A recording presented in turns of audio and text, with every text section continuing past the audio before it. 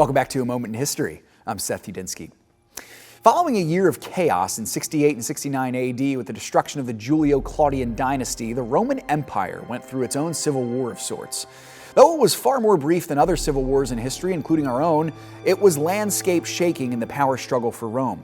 The man to rise from the ashes of the war and bring some level of stability to the empire came from relatively humble origins to establish the second dynasty in the empire's history, known as the Flavian dynasty. He ruled in Rome from 69 to 79 AD, the Emperor Vespasian.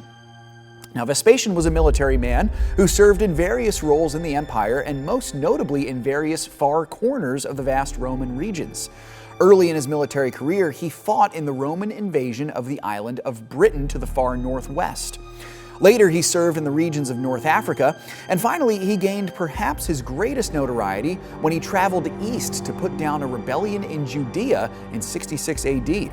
Now, he did not remain in the Holy Land long enough to oversee the put down from the field. However, as he returned to the capital city to partake in the civil war for the throne, taking place immediately following the death of Nero.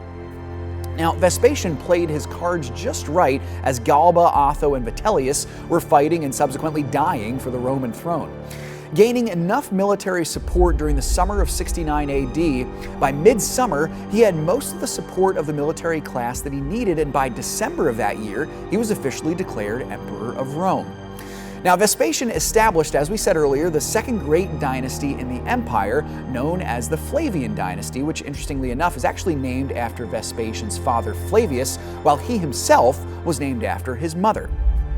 Vespasian managed the empire with stability, which was important, keep in mind, not only because of the empire's growth, but also with the rebellions across the empire. And of course, the most famous of these during Vespasian's reign was also possibly the most famous in all the empire's history, and it is one we touched on briefly earlier.